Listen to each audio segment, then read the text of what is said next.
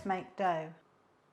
Hi, I'm Elaine Boddy from Foodbod Sourdough, and you join me here today in my home kitchen for me to be able to show you how I make my master recipe. I'm also going to be telling you about the flour that I use. I've got a selection here to show you, but we're making this loaf with strong white bread flour. So this is the simplest way that you will ever find to make sourdough.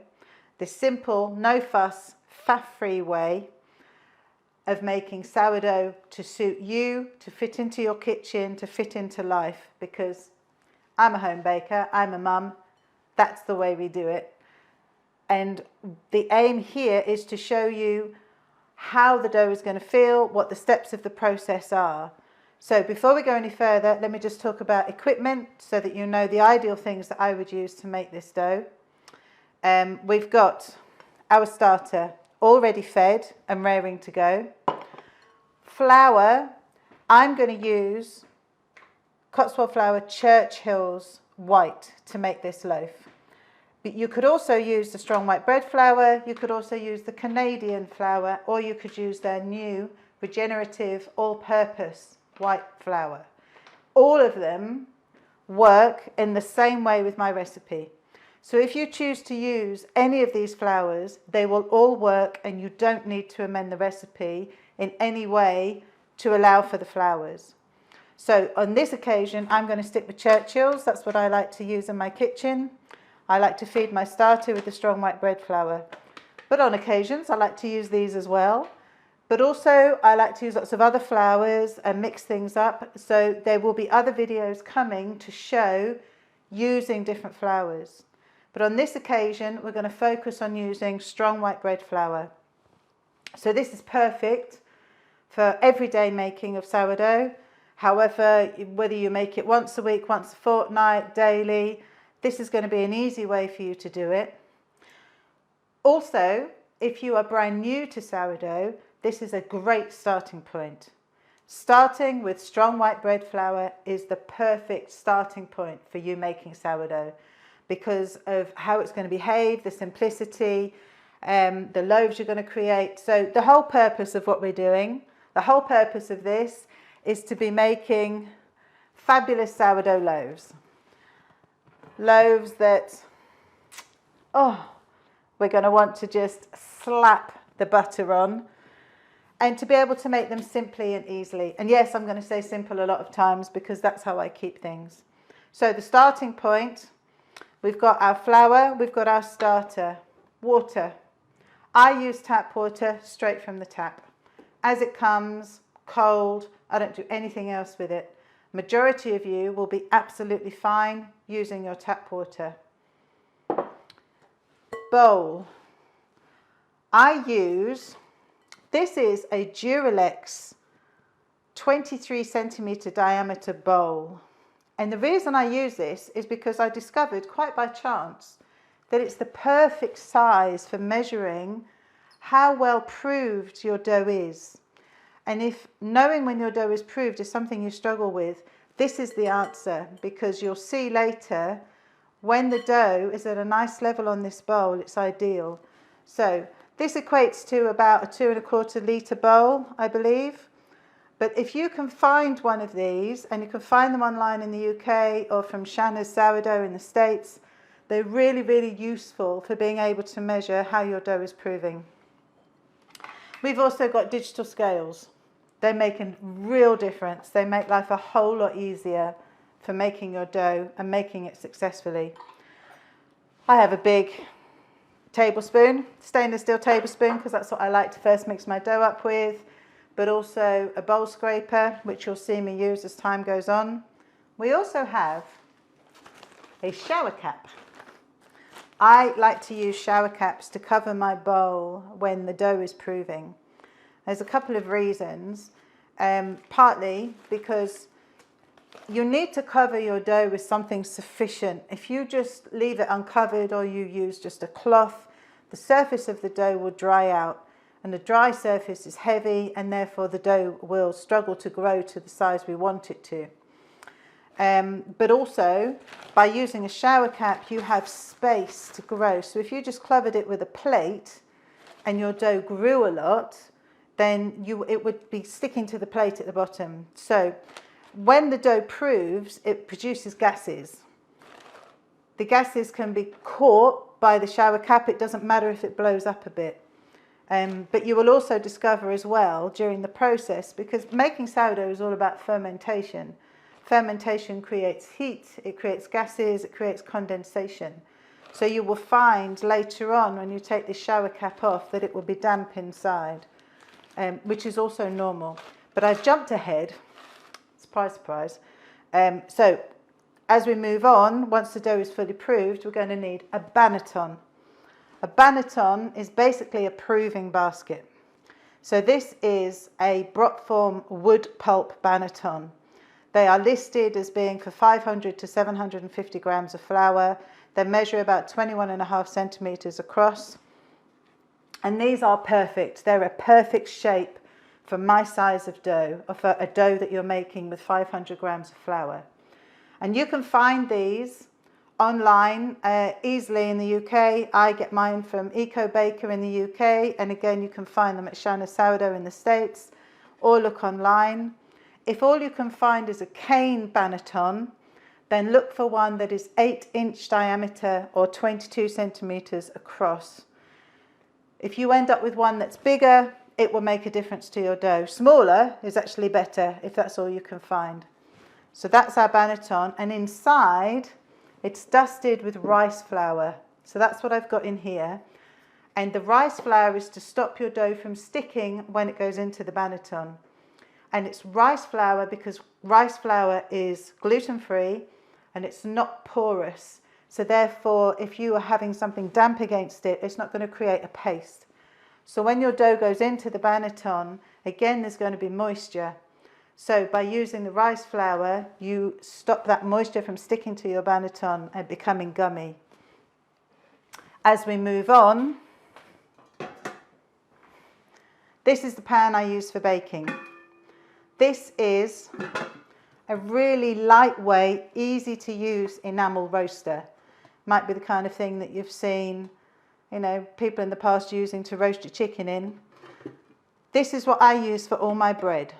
This is what I was introduced to using right at the beginning when I first made sourdough. And I have had these now probably over 10 years. So this is a really lightweight Falcon enamel roaster. Again, you can find them online from the people that I've said earlier.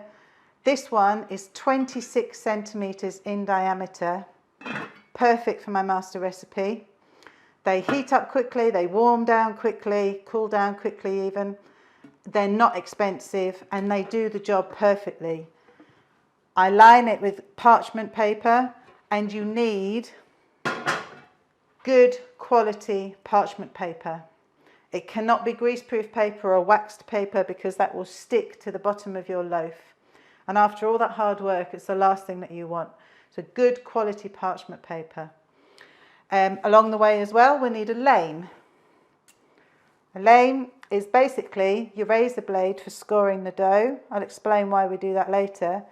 And it's the handle, basically, that holds your razor blade. And I've got a rack for cooling the loaf later. So this is the basic equipment that I use for making my sourdough. There's also salt, but you'll see that in use as we put it together. So that's all I use for making my dough. We're going to start making now so I can show you. So within this video, I will be showing you the process of beginning to mix the dough and then the handling as we put the dough together. We'll then be able to show you a fully proved dough, turning it out, scoring it and baking it, so you can see all the steps all the way along. So yes, I have about 9 bowls of dough around me so that you can see all the stages, and so that my lovely photographer, videographer on this occasion, does not need to stay overnight for the proving. So you'll be able to see all the stages within this video. So let's mix up some dough. So what I'm going to show you is basically what I do every week. This is my standard, simple master recipe. These are the standard quantities that I use with my strong white bread flour. So the first thing I want is my bowl sitting on the scales on so that they're down to 0. So we start with it at 0. And what I want in first is my starter. Now I know, because I've had this discussion in my Facebook group, people put their ingredients in a bowl in all different orders, because we had a post about this at one point to see what order people put them in the bowl. I always go a certain way. I go starter, water, flour, salt, as you will see. But if you go in a different order, it also won't matter, as was proved by the post and the discussion that we had.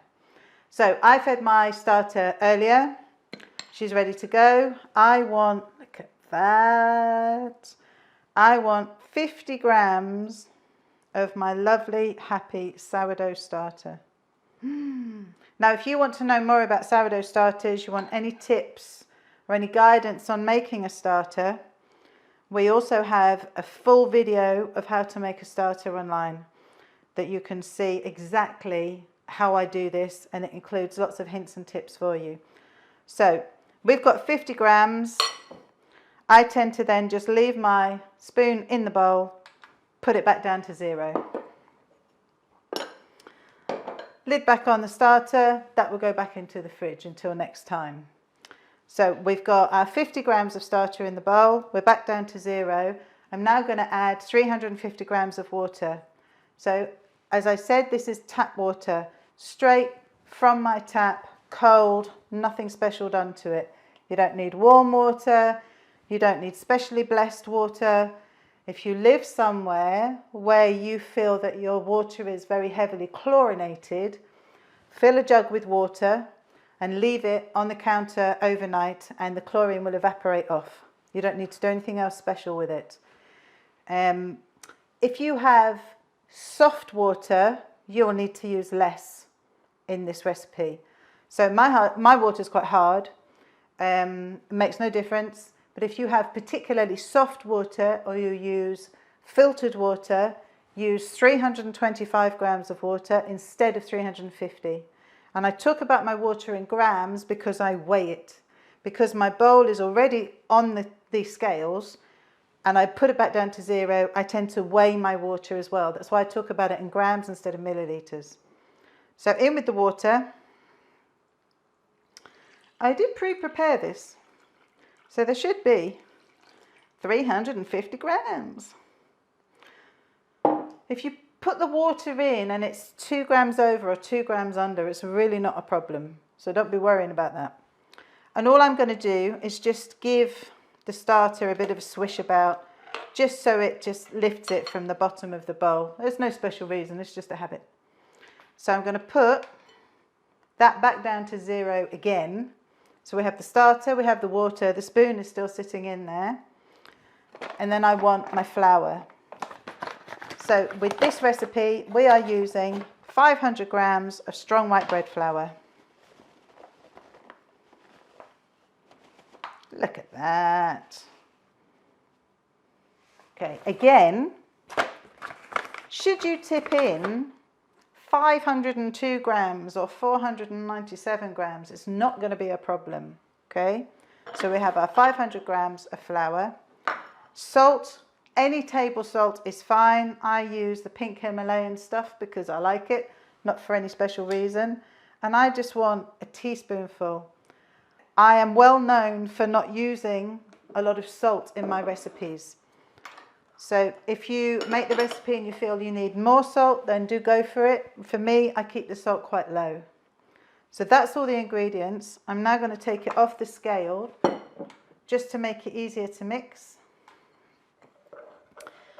And I tend to do all this by hand because I prefer the process.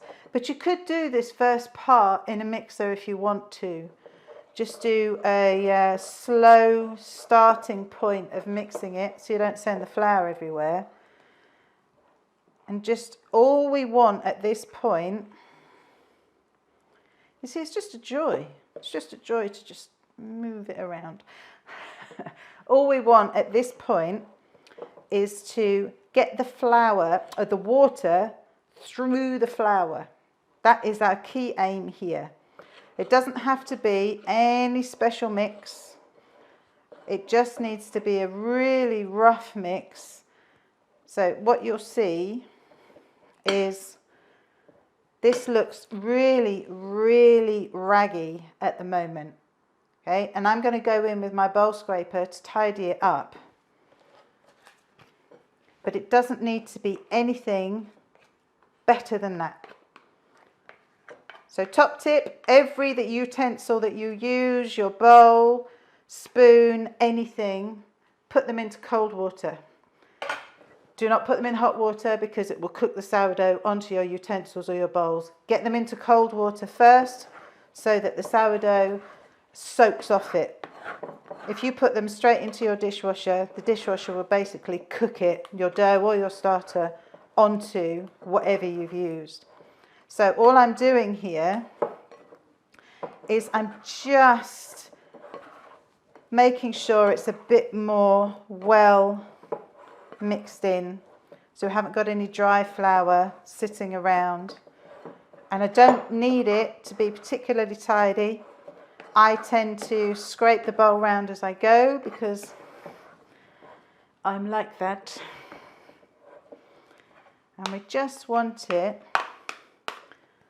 literally, I mean, you could keep going, depends how, you know, but you don't need to. We just want every scrap we can off there, a raggy, rough dough. That's all it needs to be. And that is it. That is the first stage of your process.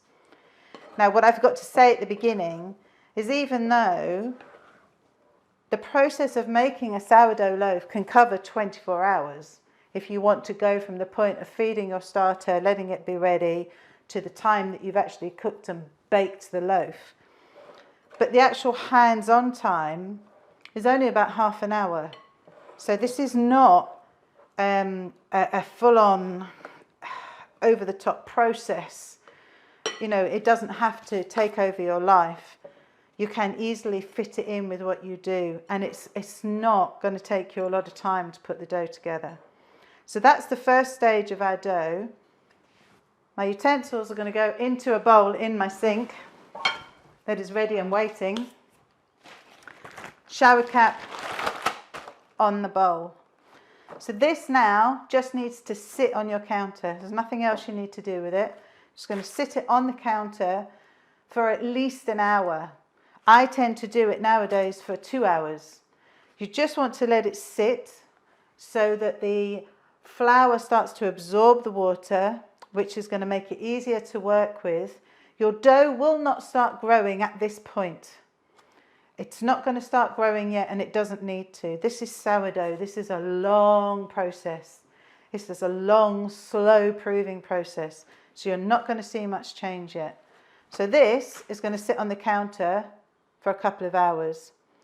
And as if by magic, I can show you now what it will look like after that couple of hours. Just like this. So after it's sat there for a couple of hours and the colour of the dots on your shower cap has magically changed, what you'll see is this. So the dough has spread out. It's a little bit shiny. It's a little bit lumpy. But this is perfect. This is how we want it to look. So this is now ready for us to start building up the strength and structure in this dough. So this is when we start to do the pulls and folds on the dough. With sourdough, with my recipe anyway, there's no heavy kneading involved. I also never turn the dough out onto the counter, partly because I like things tidy and partly because there's no need to. You don't need flour everywhere. It's all done in the bowl. So with this first set of actions, what we're aiming to do is stretch and pull the dough so that we mix everything through. You mix the starter through and you start to wake it up. So you're giving the gluten a workout, you're starting to create this strength in your dough.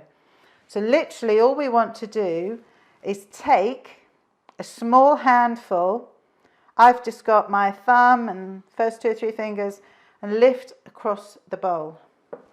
And again, up and over. I'm going to just do this round and round the bowl. You see how stretchy it is? That's because we've left it there for the flour to absorb the water. And this is all the action is.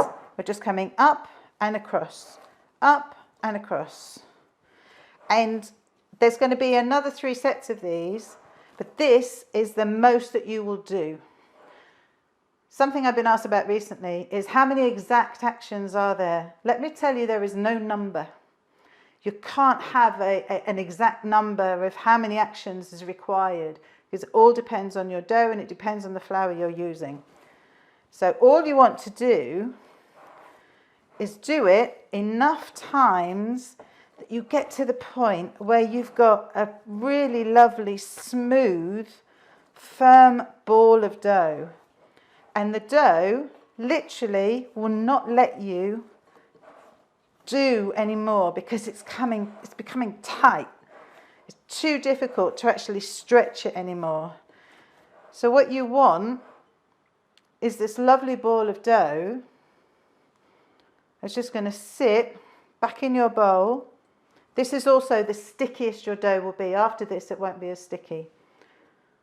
So just a nice ball that sits in your bowl. It's not going to stay in that ball, but that's the point at which you can stop. And then put the shower cap back on. And this again just sits on your counter. I would leave it anything between 45 and 90 minutes. Again, it doesn't need to be anything fixed. You don't need to set a timer. You don't need to fix your life by it. Do it as and when you get past it, but at least give the dough at least half an hour to rest before you do the next set. So what will happen is you leave this on the counter and you come back to it again to do another set, and this is what you'll find. As if by magic. We change colours again.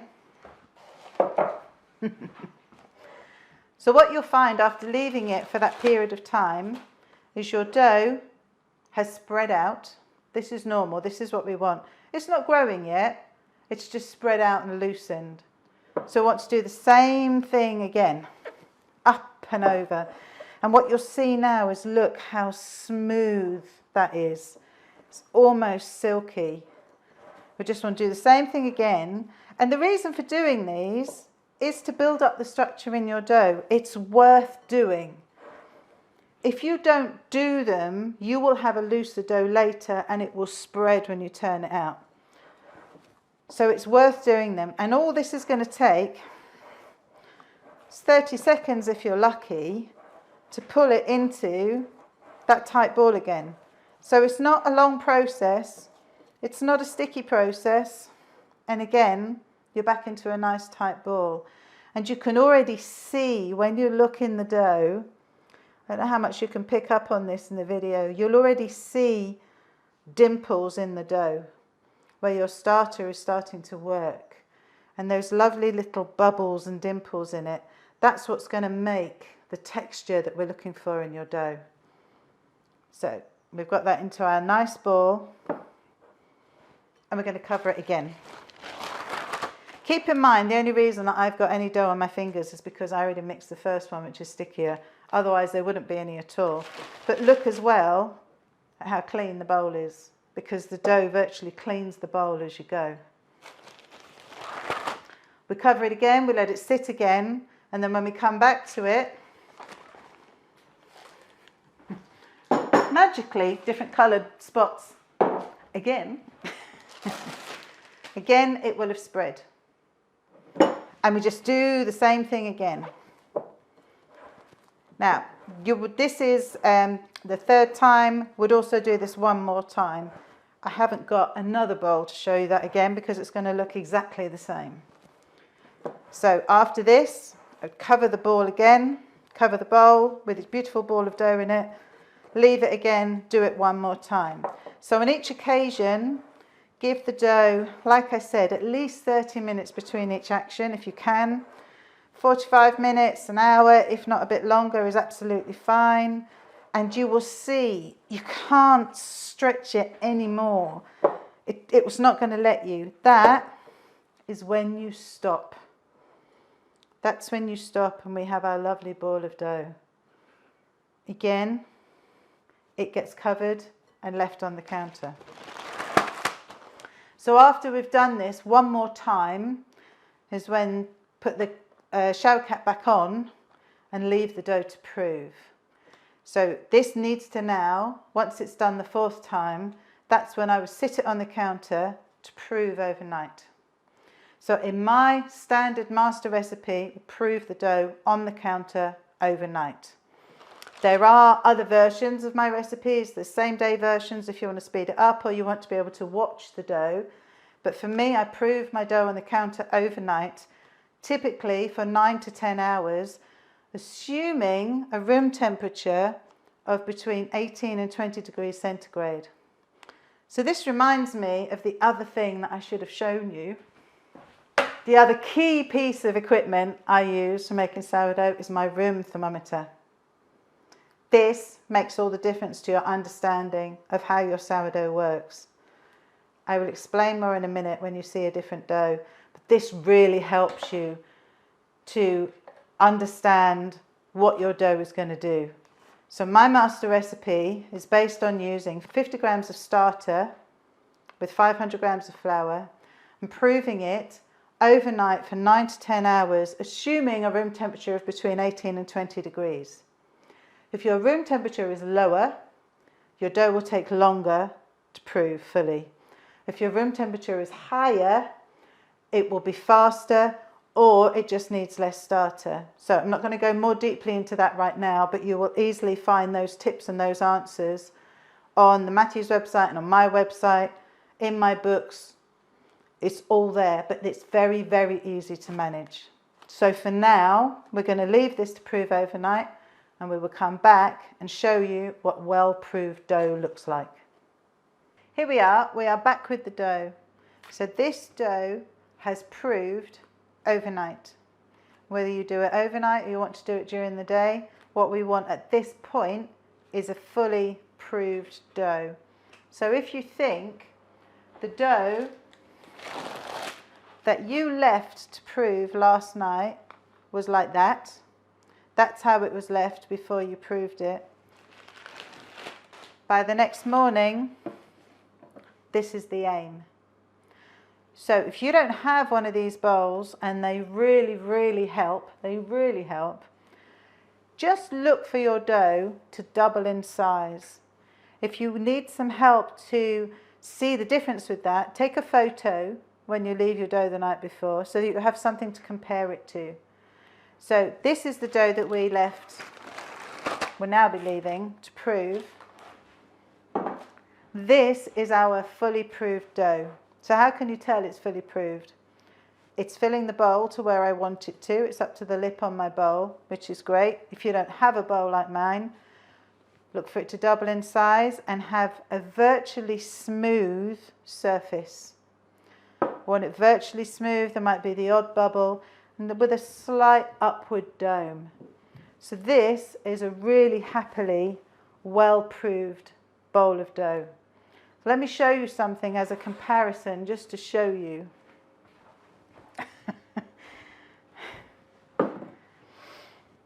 If you have a bowl of dough like this, okay, you'll see why it's got an extra bowl over the top. If you have a great big bubbly wobbly bowl of dough like this, you probably think, oh, that's fabulous. Yeah, to a certain extent it is, because it shows that your starter's doing its job. But this dough is overproving. This is overproved dough. So if you have got a really bubbly bowl of dough, it either had too much water in from the start, or it overproved, or both. All of which are easily fixed. But if you've got a bowl of dough like this, it's going to be very sticky. It's going to be very hard to actually pull it into any kind of shape. And the best thing to do with a bowl of dough like this is turn it into focaccia. And you can see, again, recipes for that and tips for that on my website, in my book. If you are looking for a book to refer to for making my sourdough and for the best set of tips, if you look for my book, The Sourdough Whisperer, that will help. Or my brand new book coming out at the end of 2024, The Sourdough Bible. It's got even more information. So if you need a reference, then they can help you. But this, look at it. It's still bubbling. It just keeps going. I know it looks fabulous. I know it's exciting, but this is an overproofed bowl of dough. And this will be, oh, look at that. This will be very, very difficult to pull into a dough that's going to hold its shape. So either, depends what point it's at. If there's still some structure in it, pull it together and put it into a sandwich loaf or a loaf pan so you can make a sandwich loaf, or use it for focaccia. But that's a whole other video. So for now, I'm going to put that to one side. So this is not what you're aiming for. This is what you're aiming for. Doesn't look as exciting, but that's what we want. So let me get rid of that. Just going to keep growing. I find it very difficult to overproof dough because I want my dough well proofed, but it's actually quite good fun when you do it. So this is my well proofed bowl of dough, and we want this into a nice tight ball to go into the banneton. So I don't turn the dough out, I do it all in the bowl. So we've got our banneton we talked about at the beginning of the video. Rice flour. It's already got a layer of rice flour in there from what I've put in before to prep it, and when I've used it, I tend to just sprinkle an extra bit. And all we want to do with this bowl is exactly, this bowl is exactly the same actions as we did to build up the tension, to build up the structure in the dough. So we want to do exactly the same actions. Up and over. Up and over. And the intention here is to pull this into a nice tight ball. So don't worry about being firm with it. And actually, if you're not firm with it, it tends to create a problem. One of the questions I tend to ask people when they're asking me about their loaves is, did you pull it tightly enough? It needs to be firm. If you don't pull this tightly enough now, it will spread when you turn it out. But also, look, you can't overdo it. You literally can't squash the life out of it because there's too much in there. If you have made a decent, structured dough, you could sit on this and it would still bounce up and grow well when you turn it out. Because that's the work that you put into it when you put it together. Now, I've probably done more than I need to here as I was talking to you, but all you need is for this to be in a nice, firm ball. And then it goes into our banneton. Bit of rice flour over the top.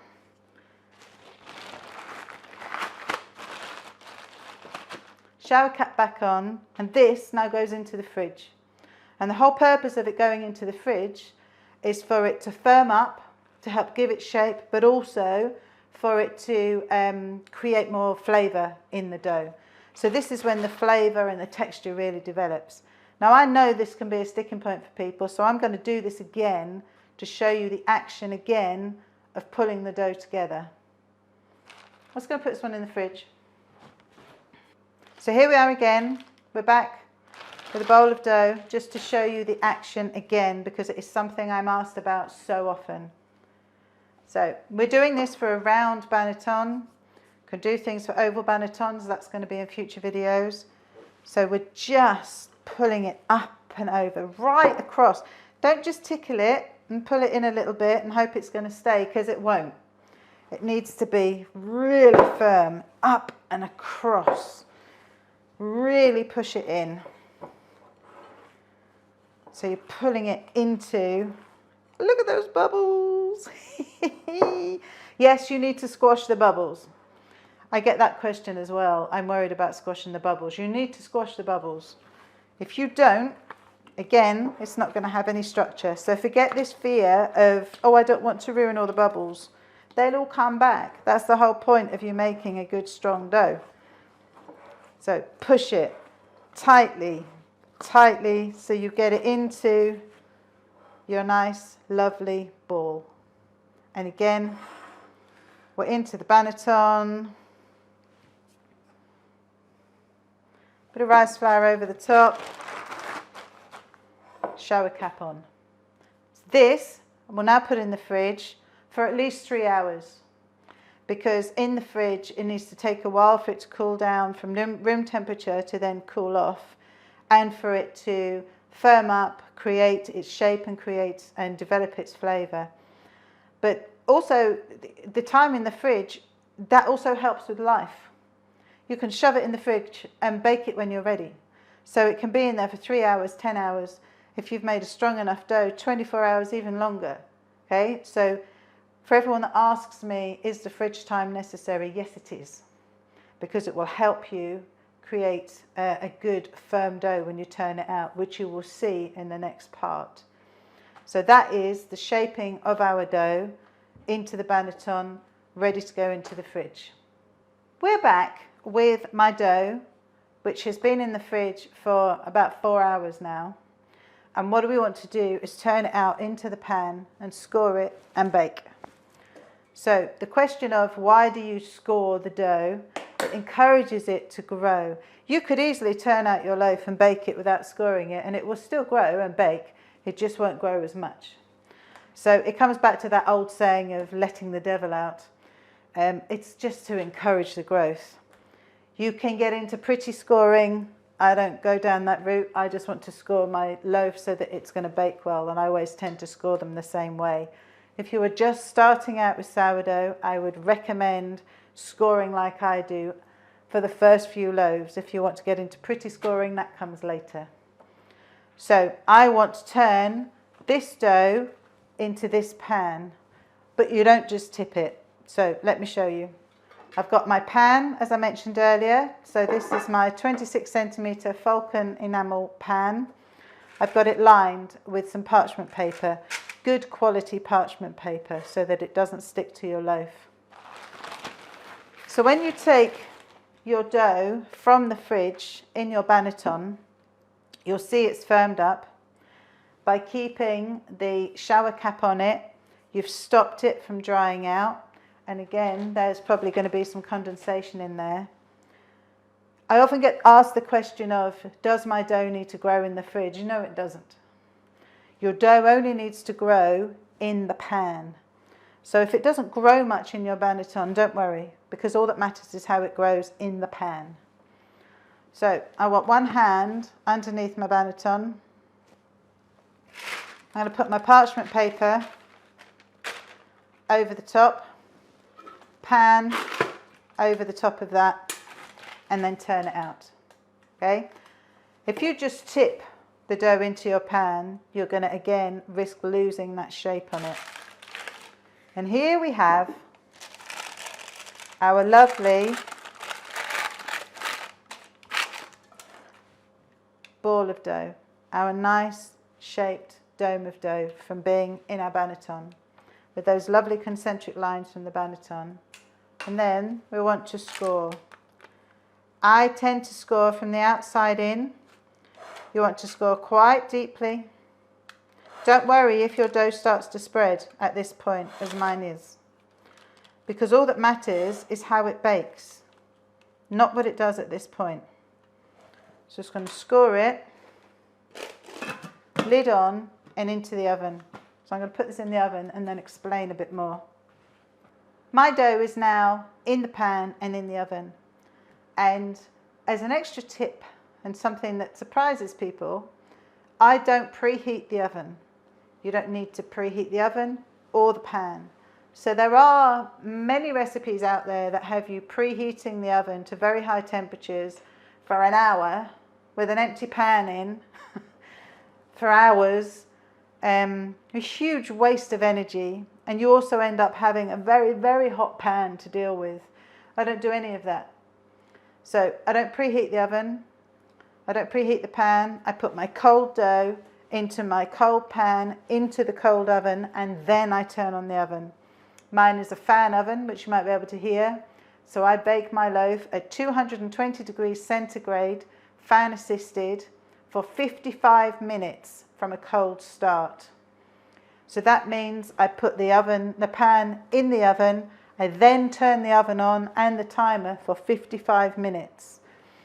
You don't need to wait for the oven to come up to temperature and then put the timer on. The timer goes on from the point you put the dough into the oven. So if you've got a non-fan or a conventional oven, it's 240 degrees. If you're baking in the States, you're either baking at 425 degrees Fahrenheit or 450, depending on what kind of oven you've got. But you can all do it from a cold start. It doesn't matter if you use a lightweight pan like mine, a cast iron pan, whatever you've got. If you've got a Dutch oven, it all works. If you open your loaf, if you open the pan later and you think that your dough or your loaf is slightly pale, you can always put it back in. So I bake my loaves with the pan on for the whole time, and I get lovely golden loaves. If you take the lid off later and you think it's a bit pale, you can always bake it for longer. Each oven is different, so you might need to find your sweet spot. And everybody likes a slightly different colour loaf, so find what the one is for you. And another thing that can sometimes happen, if you take your loaf out and you think that the base is quite well done, that will depend on where the heat is coming in your oven. If you have uneven heat in your oven, or if you have, say, an element at the bottom or a gas oven, so the heat comes up and hits the base of the loaf first, so that the base of your loaf is very dark and hard to cut. Try placing some tin foil inside your pan, a tray further down the oven to try and disperse the heat away from the base of your loaf. But there's always easy tweaks, and you'll find there's a whole load of tips on my website. There's even a tips index on the website, as well as in my books. So the loaf is now in the oven, and we will be back to show you the baked loaf in just a second. So here we are. The oven is going to beep in about 15 seconds. So you'll be able to see the loaf as it comes straight out of the oven. What you'll see is I've kept the lid on for the whole time, and you should see, hopefully, a nice golden colour. There we go.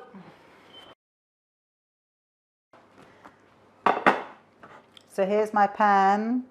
Let's do the often described as the best part of the process, and here is our loaf. Our very lovely loaf. So if I just use the parchment paper to lift it out, you can see there our very, very happy loaf.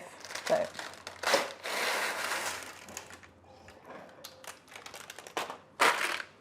what I tend to do is keep the parchment paper for later. I'm just going to move this pan so it doesn't cook me whilst I talk to you. So here is our very happy sourdough loaf. I think we've done good. So hopefully what you've seen through this process is how simply this can be done. There is an awful lot of information online that can confuse you, can scare you when it comes to making sourdough, but it doesn't have to be that way. And if you follow the way that I do things, you'll find it can be done really simply. You can fit it in with life. If at any point in the process life gets in the way and you need to leave the house, you need to do something different, just take that bowl of dough with its shower cap on and shove it in the fridge. And then you bring it to a halt, because the fridge in the cold is what will put it to sleep. So if you need to leave it, just put it in the fridge, leave it there, and then when you come back, you take it back out of the fridge and carry on where you left off. So you don't have to be a slave to this at all, not at all. The same situation, if you fed your starter to make dough and then you don't get around to doing it that day, just stick it in the fridge. And then when you do come to make dough, you can just spoon it straight out of the jar. You don't need to feed it again. You don't need to do anything else with it. So there's some really simple and easy ways for you to be making sourdough. And again, just as a reminder, I use the Churchill's flour to make this loaf, but you could use any of these flours in exactly the same way as I've shown you and produce exactly the same thing. So we will be making more videos. I'll be able to show you using different flours in the dough, adding different flours to your dough, adding different ingredients even to your dough, maybe putting some seeds across the top. So there's so many different things that you can do, but this is your basic standard sourdough loaf. And now your challenge is to leave it alone. If you cut into this loaf right now, it's still cooking, and you will end up with a very gummy loaf because the steam will fill all of those holes and it won't be at its best. I understand the urge to want to cut straight into it. When I made my first ever sourdough loaf, that's what I did. It came out the oven, I cut straight into it and ate half of it straight off. I then learned it's worth waiting at least an hour. For me, I would leave that now, probably even till tomorrow, just sitting on its rack, not doing anything else with it.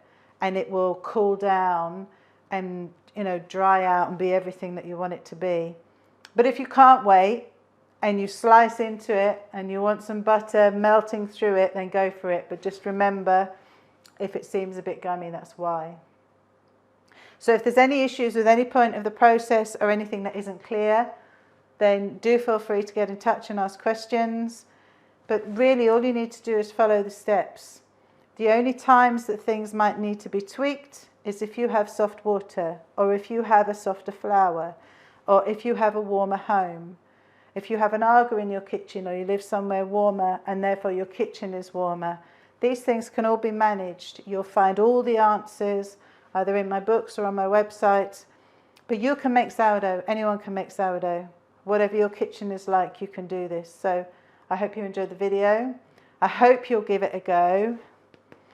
And look, I hope you enjoy your loaves. So thank you for watching. I've been Elaine from Foodbod Sourdough, and we've been using Matthew's Cotswold flour today. And enjoy. Happy baking.